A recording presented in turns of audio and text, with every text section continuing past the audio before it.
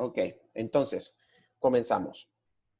Un Cohen Gadol, no puede ingresar al Mishkan y no es necesario. ¿Qué es lo que nos dice la parashá? La parashá a nosotros nos dice, Hashem advierte de no acercarnos al Mishkan por cuenta propia. ¿A quién se está refiriendo este pasuk? Este pasuk se está refiriendo pues a lo sucedido con los muchachos, ¿sí? Con Nadav y Abiú, que ellos se acercaron por cuenta propia. No es que Hashem a nosotros nos quiera meter miedo, no, sino que nosotros debemos guardar el debido, tenemos que tener primero la compostura y tenemos que tener el debido respeto para las cosas que son kadosh, ¿correcto?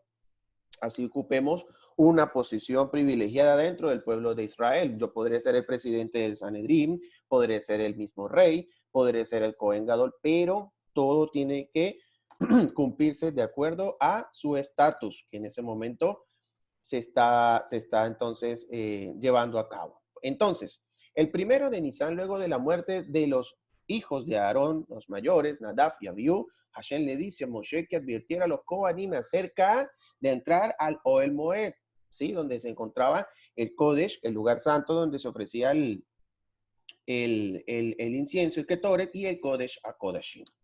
¿Por qué es que Hashem reguló estas normas de inmediato después de las muertes trágicas de Nadab y Abiú? ¿Por qué él regula estas normas? Porque lo que nosotros estábamos explicando, se debe guardar compostura y respeto, ¿sí? Esto es con el fin de que todo judío, ¿sí? Todo Cohen, un Cohen Ediot, que es un Cohen ordinario o un Cohen Gadol, debe guardar debido compostura. De hecho, el único que podía entrar al Kodesh, a Kodashim, era Moshe. Ni siquiera Aarón, que era el Cohen Gadol, podía entrar al Kodesh, a Kodashim, excepto un solo día al año, que era el día del Yom Kippur, y lo vamos a ver en esta clase. A Moshe, cuyo nivel espiritual estaba por encima de Aarón, se le acordó una posición excepcional que era entrar en el Kodesh a Kodashim en el momento que él sintiera la necesidad de hablar con Hashem, porque sabía perfectamente que la voz de Hashem salía de este objeto precioso que es el Aarón de entre los querubines. Yom Kippur, en los tiempos del Bet Hamikdash. Recordemos, muchachos, recordemos. El Mishkan es el templo movible y el Bet Hamikdash es el templo fijo, ¿sí? Que estaba en Ar Amoria. Los preparativos para el día más sagrado del año comenzaban 7 días antes o una semana antes. En el tercer y séptimo día de los 7 días se esparcían sobre el gran sacerdote aguas purificadoras de la Pará Aduma. ¿Qué es la Pará Aduma? La Pará Aduma es el pelito, el vello, ¿sí? De la vaca roja.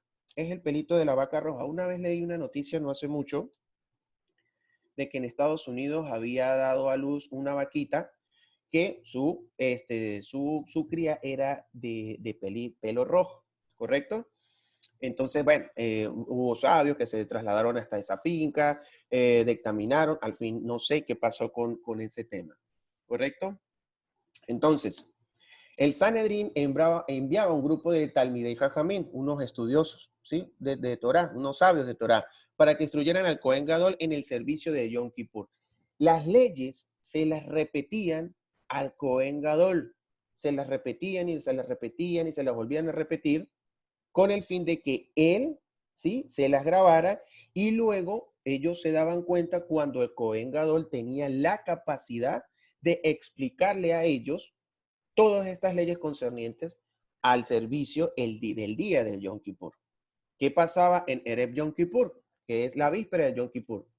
Todos los animales debían pasar por delante del Cohen Gadol. En la mañana, un grupo de Talmidei practicaban junto con los Kohanim el arte de verter el Ketoret con una cuchara. Era el servicio más complicado que existía, porque ese Ketoret no se podía, primero, debía, en una mano, el Cohen debía tener el carbón con el que iba a ofrecer Ketoret dentro del Kodesh HaKodashim, dentro del Santo Santorum, como dicen por ahí. Y eso en la cuchara, en otra tenía que tener la cuchara bien fuera con la punta de sus dedos o con la boca. Y en el momento de ofrecer el Ketoret, no podía tan siquiera regar una gotica de ese Ketoret porque tenía muerte espiritual. O sea, era un oficio bastante complicado para el día del Yom Kippur porque el Kohen Gadol estaba lleno de tareas bien difíciles. Durante el segundo templo, los Talmidei y el Kohen Gadol se despedían llorando. ¿Por qué? Porque el Cohen pensaba, era una suposición, de que no le habían explicado la Salahot de manera correcta, y los Talmidei Jajamín también suponían que el Cohen Gadol no había comprendido bien la Salahot. Entonces, era como una suposición, era como un acto simbólico que pasaba la noche de Yom Kippur. El Cohen Gadol no podía ir a dormir en la noche de Yom Kippur. No podía dormir. Entonces, ¿qué hacía el Cohen Gadol? Se quedaba despierto toda la noche, leyendo capítulos del Tanaj, lo que era el libro de Job, Ezra, Divrei Amin y el libro de Daniel, que traía la atención de todo el mundo. Vamos admitiendo gente. Ok. Entonces, ¿cómo evitaban el Cohen Gadol? Listo, se quedaba dormido, lo despertaban. Entonces le decía, mira, voy a descansar un rato y luego vuelves otra vez. Decían que todo el pueblo, casi que todo Jerusalén, se iba, perdón, se iba a escuchar las palabras del Cohen Gadol, porque entre el tumulto y la bulla, pues la persona difícilmente podía conciliar el sueño. Todas las grandes personas de Jerusalén también se quedan despiertas toda la noche apoyando y ayudando al Cohen Gadol para leer todos estos libros y que él no se durmiera. Ahora, el servicio de Yom Kippur.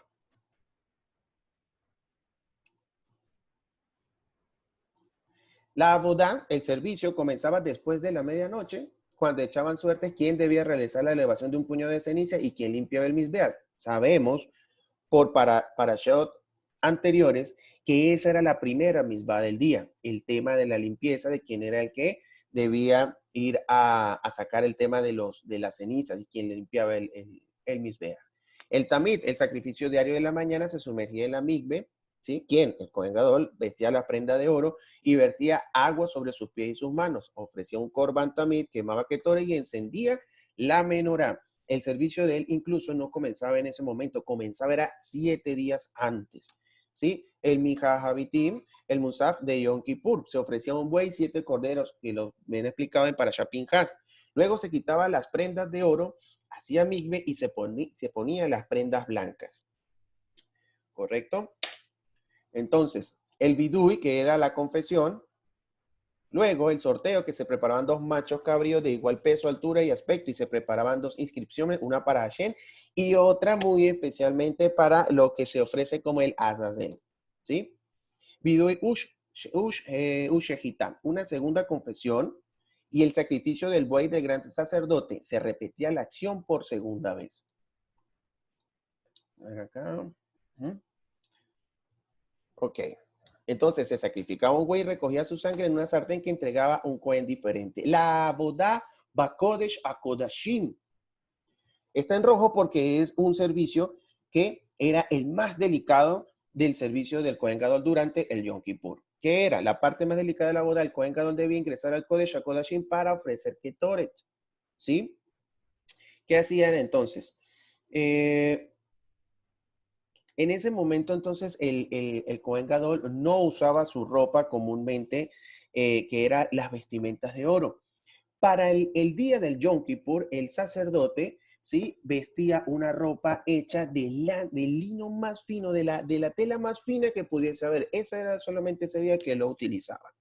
El tema era que con el tema de la cuchara y el ketore, él debía ofrecer un sacrificio, no, ofrecer ketore entre las barras del Aarón, ¿sí? Él colocaba ahí, él ofrecía el ketore entre las barras del Aarón, y ahí entonces pronunciaba el nombre del Eterno, lo que dice en el Sheno Meforash, el nombre inefable, era uno solo vez que lo pronunciaba él en el día, y era el día del Yom Kippur. ¿Por qué un asunto delicado? Porque si la persona no estaba muy bien espiritualmente con Hashem, la persona fallecía, ¿sí? Luego que la persona ofrecía en el Kodesh HaKodashim, la persona, el Kohen Gadol, debía salir de la zona, no dándole la espalda al acá, no dándole la espalda al Aarón, sino saliendo de frente así como, tal cual como nosotros finalizamos la amida. ¿Correcto?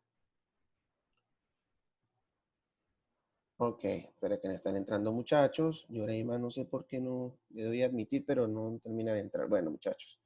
Entonces, listo, ya está Yoreima con nosotros. Entonces, chicos, ¿qué pasaba? Luego entonces, después de que él salía, ¿sí? Del Kodesh a Kodashim, él comenzaba a rezar en el Kodesh, ¿sí? Donde está el altar de oro. Él comenzaba a rezar, pero hacía un rezo cortito, chiquitito, ¿sí?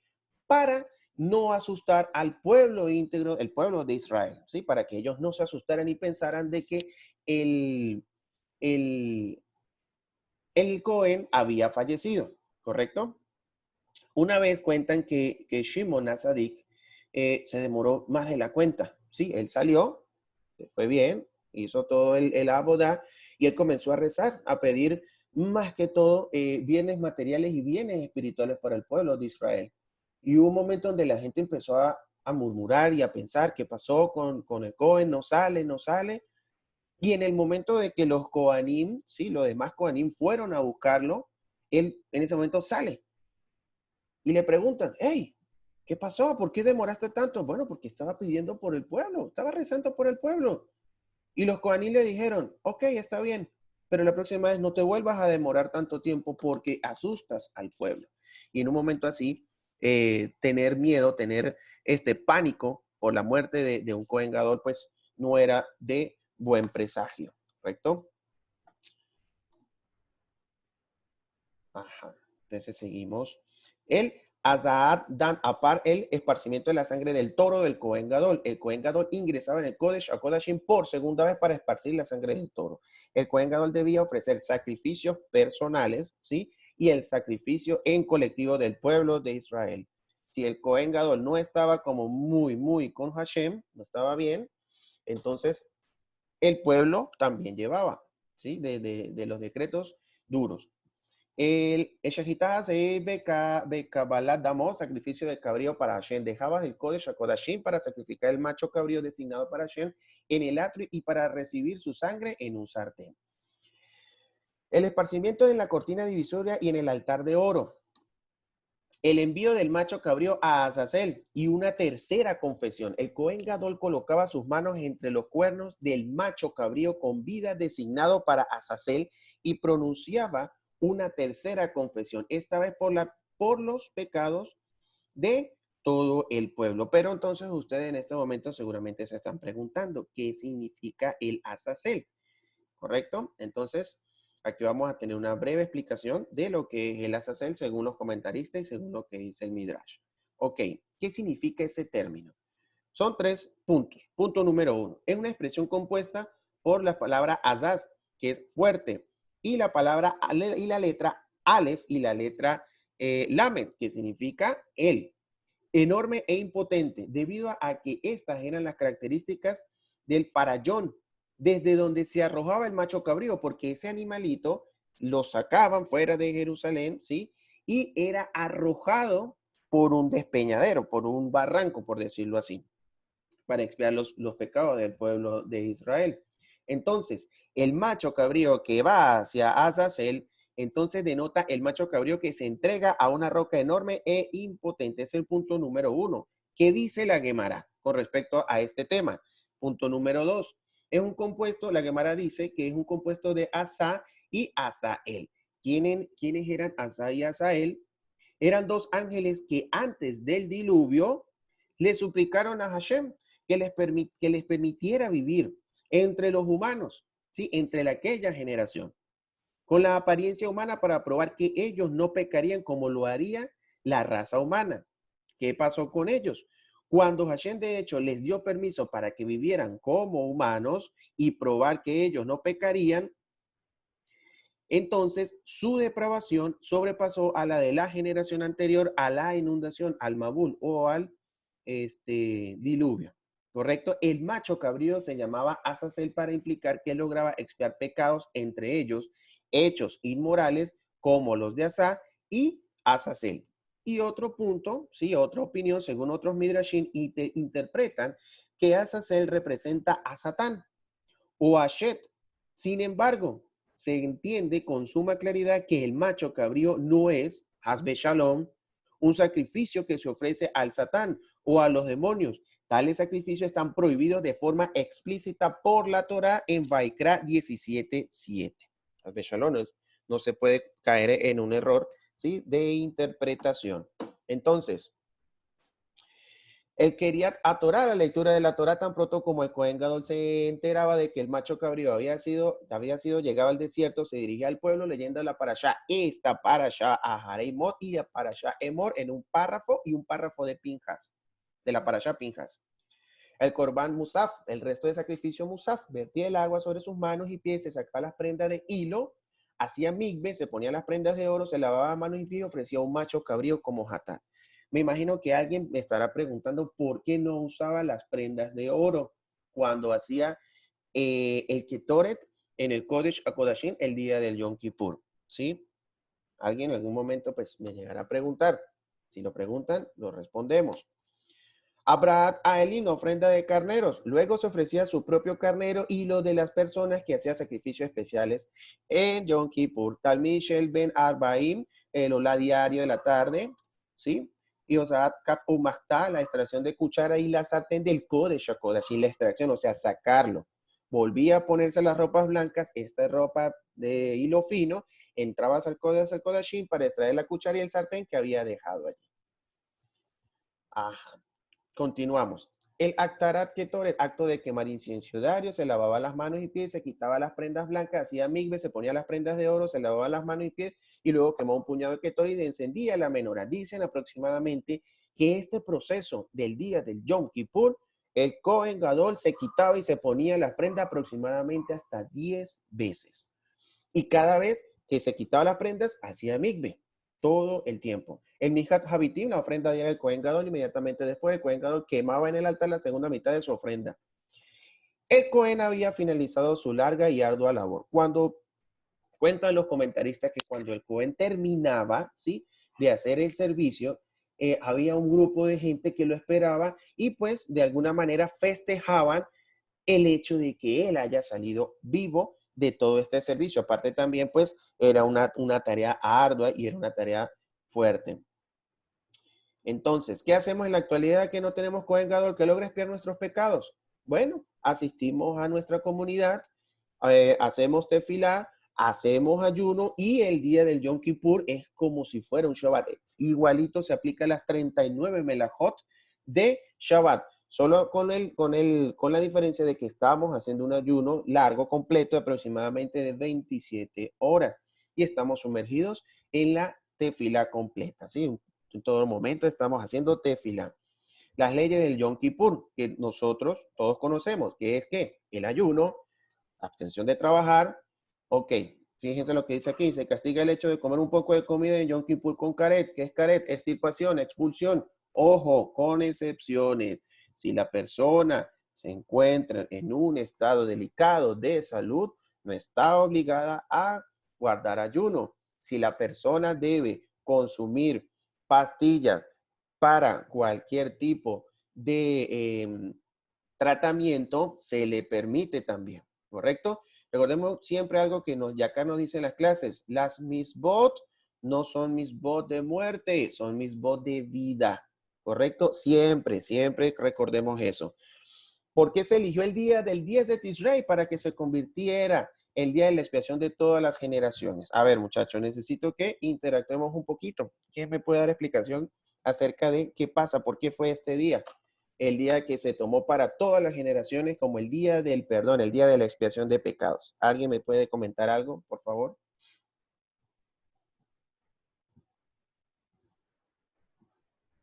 ¿Quién me comenta algo? A ver. Efraín, Yoreima,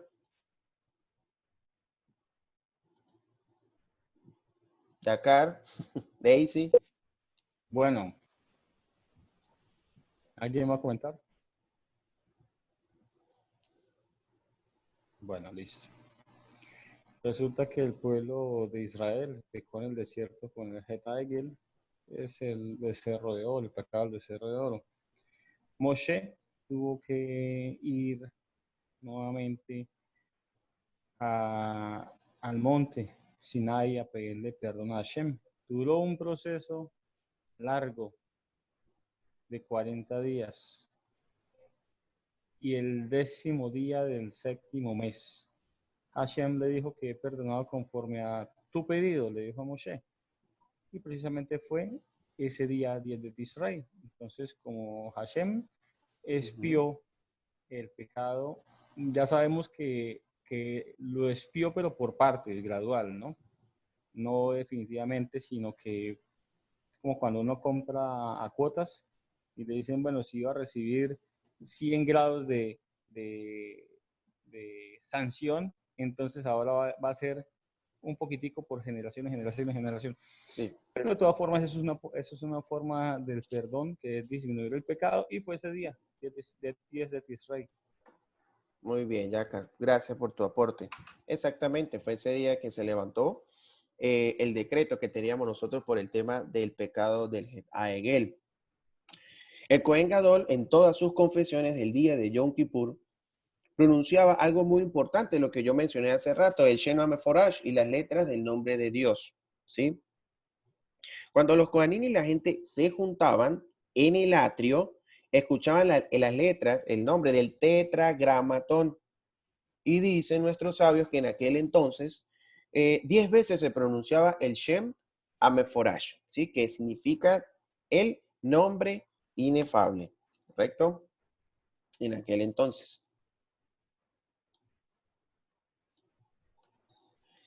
¿De qué pecado se le perdona al pueblo judío en Yom Kippur? ¿De qué pecado se nos perdona ese día en Yom Kippur? Puede ser transgresiones cometidas contra Hashem. Tampoco será perdonado aquel que sea negligente durante el año con respecto a los preceptos de la Torah. Ah, bueno, no importa, no como kasher, no guardo Shabbat, qué sé yo, ¿sí? Ah, no, entonces yo el 10 de Tishrei voy a la sinagoga, no sé qué y tal. No hay que esperar hasta hacer el día del Yom Kippur. La persona en cualquier momento, en cualquier segundo, en cualquier instante puede hacer teshuvah, ¿sí? No esperemos hasta el último momento para nosotros retornar a Hashem.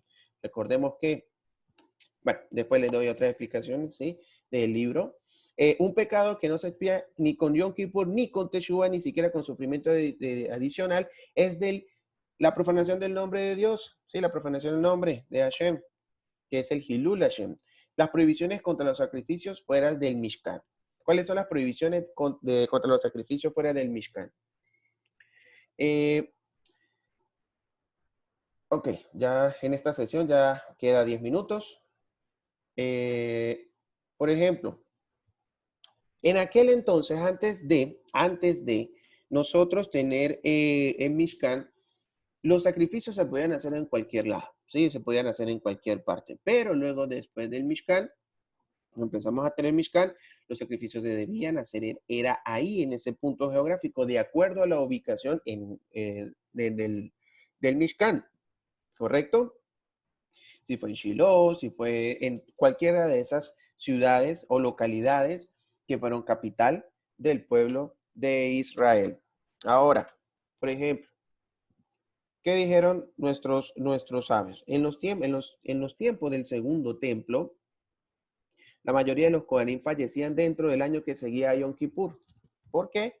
Porque no estaban muy alineados con Hashem y con sus preceptos, ¿correcto? Hubo una época un tanto agitada con el tema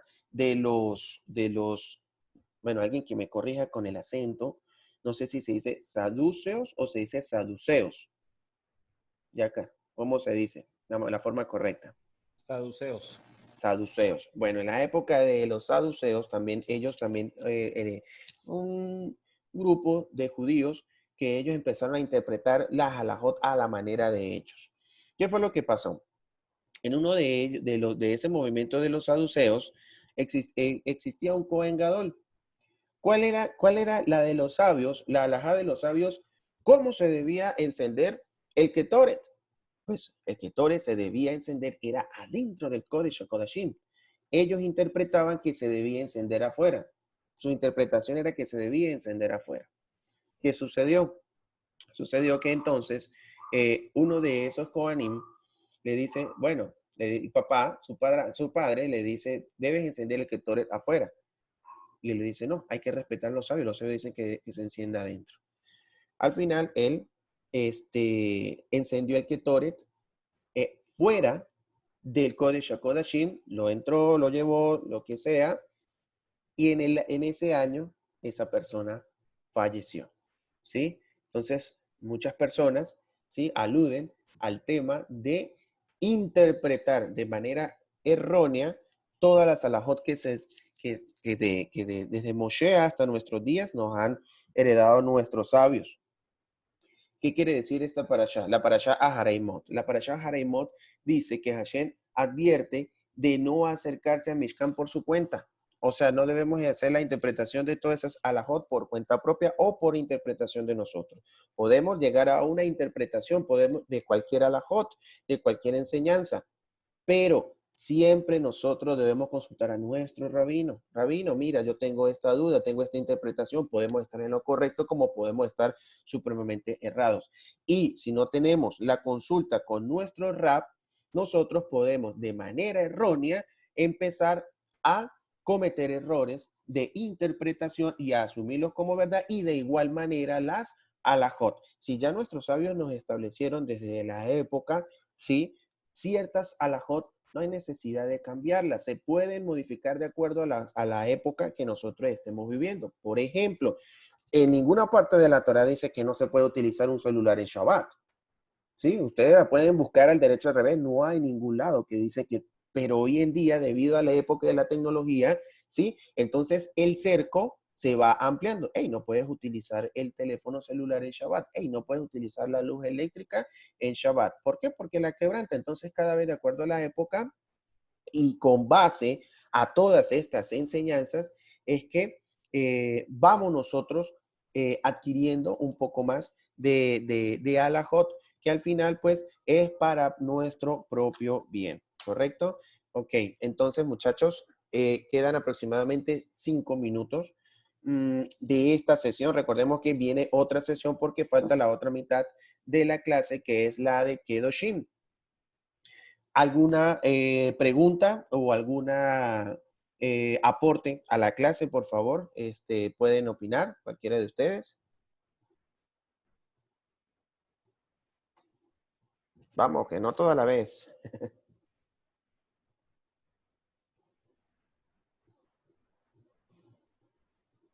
Lo dejamos para el final. Dejamos para el final. Ok, perfecto. ¿Qué dice el libro del Rosh Hashanah 21b?